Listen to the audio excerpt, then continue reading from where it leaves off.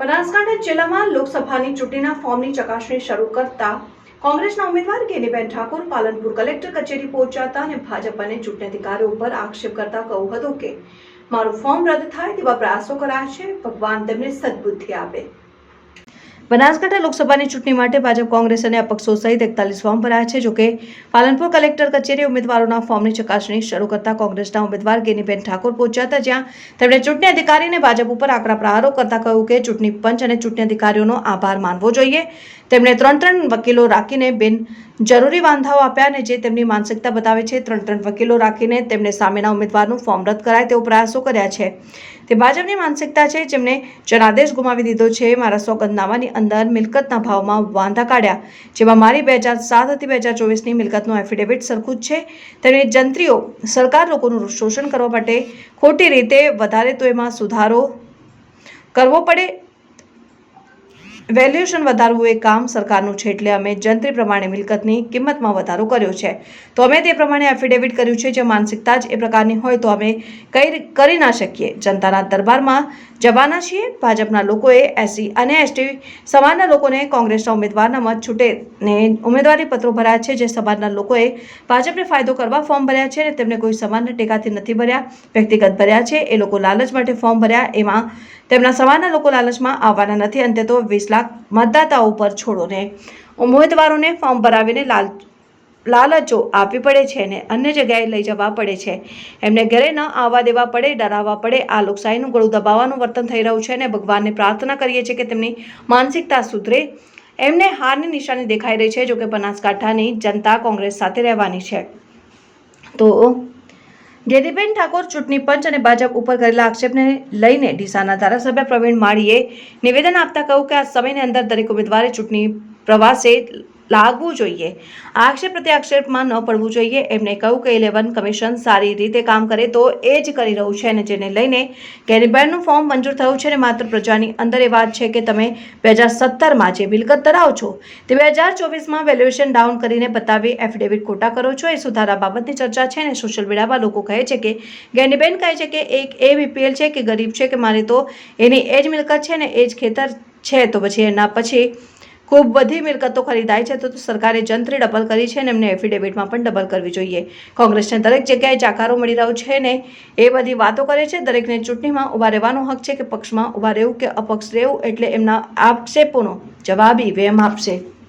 ઉલ્લેખનીય છે કે કોંગ્રેસના ગેનીબેન ઠાકોરે ઉમેદવારી પત્રમાં મિલકતમાં શરત ચોકથી બજાર કિંમત અને સરવાળાના ફેરફાર હોવાથી નવું સોગંદનામું રજૂ કર્યું હતું અને તેમાં સ્થાવર મિલકત અને બજાર કિંમતમાં જગ્યાએ સુધારા કર્યા હતા। તો ભાગ ખમાં સ્થાવર મિલકતમાં સુધારો, સ્વર્ગસ્થ ઉપાર્જિત સ્થાવર મિલકતમાં ખરીદ કિંમતમાં સુધારો અને અંદાજિત ચાલુ બજારમાં કિંમતમાં સુધારા સહિત 7 સુધારા કરી નવું સોગંદનામું રજૂ કર્યું છે। તો બનાસકાંઠા ભાજપના ઉમેદવાર રેખાબેનના ફોર્મમાં BSc અને MSc વચ્ચેના 2 વર્ષના અંતરમાં ભૂલ હતી, જેમાં રેખાબેન ચૌધરીએ BSc વર્ષ 2000ની સાલમાં પૂર્ણ કરેલ અને MSc વર્ષ 2001માં પૂર્ણ કરેલ દર્શાવ્યું।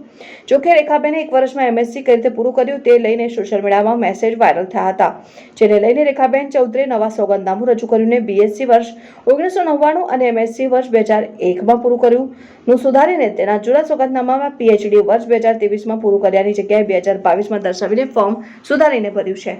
આજે જે બનાસકાંઠાના જે કેન્ડિડેટોના ફોર્મની ચકાસણી હતી એમાં મેં જાણ્યું કે SC સમાજ હોય, ST સમાજ હોય, અલગ અલગ સમાજોમાંથી ભારતીય જનતા પાર્ટીને એમના માણસોએ પૈસા આપીને, લાલચો આપીને કોંગ્રેસ વિચારધારાવાળા મતદારો કઈ રીતે તૂટે અને સામેના કોંગ્રેસના ઉમેદવારને કઈ રીતે નુકસાન થાય, એ વ્યક્તિગત જે કાંઈ ફોર્મ ભરવાવાળા છે એ એમની સાથે ભળેલા હોય અને ભળેલા છે ત્યારે માત્ર એ સમાજને ભવિષ્યમાં નાના મોટું કામ કરાવવું હોય અને કોઈ ચૂંટણીમાં મતદાન માટે કરીને બીજા સમાજ પાસે જવું હોય તો પણ એમને એ ટાઈમે એવો સંઘર્ષ કરવો પડે કે આ કોંગ્રેસના ઉમેદવાર ચૂંટણી લડતા હતા એ ટાઈમે તમે ઉમેદવારી ફોર્મ ભર્યું હતું ને એ આવનાર જે સમાજોમાંથી જેમણે ફોર્મ ભર્યા છે એ ફોર્મ ભર્યા એ વ્યક્તિગત ભર્યા છે, કોઈ સમાજના ટેકાથી ભર્યા નથી। અને સમાજથી ટેકાથી નથી ભર્યા ત્યારે વ્યક્તિગત સ્વાર્થ માટે ગમે એ લોકો એ ભાજપના પૈસાના સેટિંગ કરીને કે લાલચો કે બીજા પદો કે ગમે તે પેલા માટે ભરે, એમાં કોઈ એ સમાજના કે બીજા કોઈ મતદારો કોઈ લાલચમાં આવવાના નથી અને એમની કોઈ વાતોમાં આવવાના નથી। ત્યારે આ બધું શા માટે કરવું પડે છે? અંતે તો 20 લાખ મતદારો ઉપર છોડો ને, તમારે ઉમેદવારોને ફોર્મ ભરાઈને એની વોચ રાખવી પડે, એમને લઈ જવા પડે, એમને ઘરે ના આવવા દેવા, એમને દબાઈ અને ફોર્મ ભરવા માટે મજબૂર કરવા. આ બધું એક તંદુરસ્ત લોકશાહીની નિશાની નથી. આ લોકશાહીનું ઘણું જે દબાવવા સંબંધી વર્તન થઈ રહ્યું છે. ભગવાનને પ્રાર્થના કરીએ કે એમની માનસિકતામાં સુધારો થાય અને બાબા સાહેબે જે બંધારણ આપ્યું એ બંધારણ અનુસાર ચૂંટણી થાય અને એને પ્રેરિત રહે. તો હું માનું ત્યાં સુધી એમને ચૂંટણીના મેદાનમાં જો એટલે તમે તમામ પ્રકારની વાત કરી, અમે સારું કરશું, આ જે કર્યું છે એનાથી સારું કરશું, લોકોના હિતમાં કરશું, યોજનાઓ બનાવશું, બંધારણનું રક્ષણ કરીશું. જે દેશને લગતા જે કંઈ મુદ્દાઓ છે એ મુદ્દાઓ આગળ આવીને ચૂંટણી લડો તો એમાં એક લોકશાહીનો ભાગ છે. પણ મેં કહ્યું એ પ્રમાણે આવા ઉમેદવારોને ઉમેદવારી નોંધાવી અને હારની નિશાની દેખાઈ રહી છે અને જનતા જનાદેશ આ વખતે બનાસકાંઠાની જનતા એ કોંગ્રેસ પાર્ટીને આશીર્વાદ આપશે. ફોર્મ ભર્યા બાદ આપણે ફરી સોગંદનામું રજૂ કર્યું છે. કયા કારણસર સોગંદનામું રજૂ કર્યું છે અને આજે ફોર્મ ચકાસણી છે આપ આવ્યા છો, કયા કારણસર? સૌ પ્રથમ તો ચૂંટણી અધિકારી ચૂંટણી પંચનો આભાર માનવો જોઈએ કે એમને ઉમેદવારી ફોર્મમાં 3 વકીલો હાજર રાખીને બિનજરૂરી વાંધા આપ્યા. ક્યાંક મિલકત માટેના આપ્યા, ક્યાંક પગાર માટેના આપ્યા, ક્યાંક અલગ અલગ. એટલે એ માનસિકતા બતાવે છે. જ્યારે 3 વકીલોને હાજર રાખીને સામેના ઉમેદવાર માટે ફોર્મ રદ કરાવવા માટેના પ્રયત્ન કરવાના ભારતીય જનતા પાર્ટીની માનસિકતા હોય તો એમણે જનાદેશ ગુમાવી દીધો છે. એમને બનાસકાંઠાના 20 લાખ મતદારો ઉપર ભરોસો નથી. એટલા માટે કરીને આટલા એમને વહીવટી તંત્રને દબાવવા માટેના પ્રયત્નો કરવા પડે છે. વાત રહી એફિડેવિટની, તો હું માનું ત્યાં સુધી મારી વ્યક્તિગત રીતે લગભગ 2007થી કરીને 24 સુધી જે કંઈ મારી મિલકત જમીન હોય કે મકાન હોય કે જે હોય તે એ એફિડેવિટ બધા સેમ જ છે.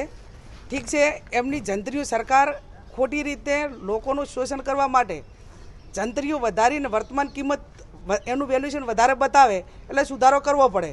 પણ કોઈ નવી મિલકતની અંદર કોઈ વધારો થયો હોય કે એવા કોઈ ઓલું થયું હોય તો કદાચ લોકો કે ગમે પ્રશ્નાર્થ એનો ઉઠાવે. વેલ્યુએશન વધારવાનું અને જંત્રી વધારવાનું કામ સરકારનું છે અને એ વેલ્યુએશન પ્રમાણે અમારે એફિડેવિટ કરવું એક કે કાયદા ચૂંટણી પંચના નિયમોને આધીન છે. એટલે એ પ્રમાણે અને એમણે ચૂંટણી પંચે આ રીતનું એફિડેવિટ પણ માગ્યું હતું કે વર્તમાન જે કિંમત છે એ પ્રમાણેના કેન્ડિડેટોએ એફિડેવિટ રજૂ કરવા. એટલે હું માનું ત્યાં સુધી જ્યાં માનસિકતા જ એ પ્રકારની હોય એના માટે અમે કંઈ કહી ના શકીએ. અમે જનતાના દરબારમાં જવાના છીએ. બનાસકાંઠાની જનતાના આશીર્વાદ અમારી સાથે છે અને ચૂંટણી પંચ આજ જે રીતે નિષ્પક્ષ ચૂંટણી માટે જે ઉદાહરણ પૂરું પાડ્યું છે એવું ને એવું સમગ્ર ચૂંટણી દરમિયાન એક લોકશાહી ઢબે ચૂંટણી પંચ પોતાની ફરજ અદા કરાવશે એવો અમને 100% એમના ઉપર ભરોસો છે. સર, આજે ફોર્મ ચકાસણીનો દિવસ છે, જેની પણ આક્ષેપ કરે છે. હવે આ સમયની અંદર દરેક ઉમેદવાર ચૂંટણી પ્રવાસે લાગવું જોઈએ. આક્ષેપ પ્રતિ આક્ષેપમાં ના પડવું જોઈએ. અને જે પ્રમાણે મેં ઇન્ટરવ્યૂ જોયા છે ઉમેદવારશ્રીના કે ઇલેક્શન કમિશન સારી રીતે કામ કરે અપેક્ષા છે, અમને વિશ્વાસ છે. ઇલેક્શન કમિશન એનું કામ કરી જ રહ્યું છે અને એના આધારે જ આજે પણ દરેકના ફોર્મ એમનું પોતાનું ફોર્મ જ્ઞાનીબેનનું મંજૂર થઈ ગયું છે. એમાં કોઈ પ્રશ્ન જ નથી. માત્ર પ્રજાની અંદર એ વાત છે કે જે તમે 2017માં જે મિલકત ધરાવો છો એ 2024માં વેલ્યુએશન ડાઉન કરીને બતાવો છો, એફિડેવિટ ખોટા કરો છો, એ સુધારા બાબતની ચર્ચા કરતા હોય છે. અને સ્વાભાવિક છે કે જ્યારે કોઈ 2024ના અને 2017ના 2022ના એફિડેવિટોની અંદર ભિન્નતા આવતી હોય તો સ્વાભાવિક છે વાત થતી હોય. અને બીજી વાત રહી કે પ્રજા અત્યારે સોશિયલ મીડિયા હું જોતો હતો ત્યારે ખૂબ બધા લોકો એવું બોલે છે કે ભાઈ જ્ઞાનીબેન જાહેરમાં એવું કહે છે કે ભાઈ એ બીપીએલ છે, ગરીબ છે, મારે તો એની એ જ મિલકતો છે, મારું એ જ ખેતર છે. તો એના પછી ખૂબ બધી જગ્યાઓ ખરીદાઈ છે અને ખૂબ બધા જગ્યા તમે લીધી હોય એમાં કાંઈ વાંધો નથી, પણ એને જંત્રીની વેલ્યુ સરકારે હમણાં ડબલ કરી નાખી છે તો એફિડેવિટમાં ડબલ કરવું જોઈએ. એમાં ક્યાં છુપાવવાનું આવે છે? એટલે સત્ય સાથે રહેવું જોઈએ, સાચી રીતે ચૂંટણી લડવી જોઈએ, પ્રજામાં તમારા જે મુદ્દાઓ છે મુદ્દાને લઈને જવું જોઈએ. આ બધી બાબતમાં પડવું જ ન જોઈએ. એટલે મારી તો વિનંતી છે પ્રજા કોંગ્રેસને આખા દેશમાં જાકારો આપી દીધો છે અને અત્યારે જ્યાં જ્યાં જઈ રહ્યા છે ભારતીય જનતા પાર્ટીને આવકારો મળી રહ્યો છે અને કોંગ્રેસને જાકારો મળી રહ્યો છે, એટલે આ બધી વાત ઊભી કરવામાં આવે છે. અત્યારના સમય માત્ર ચૂંટણી જ લડવી જોઈએ, જનમત મેળવવા માટે ફરવું જોઈએ. એ જ આ તબક્કે હું વિનંતી કરીશ અને પ્રજાએ તો નક્કી જ કરી લીધું છે, જાતિવાદને જાકારો અને રાષ્ટ્રવાદને આવકારો. અપક્ષ ઉમેદવારો ભાજપ દ્વારા ઉભા કરવાનો પણ આક્ષેપ છે. હવે દરેક લોકશાહીની અંદર દરેકને હક છે કોને ઉભો રહેવું, શું ઉભો રહેવું. આક્ષેપોનો જવાબ હવે ઈવીએમ ની અંદર પ્રજા આપવાની છે.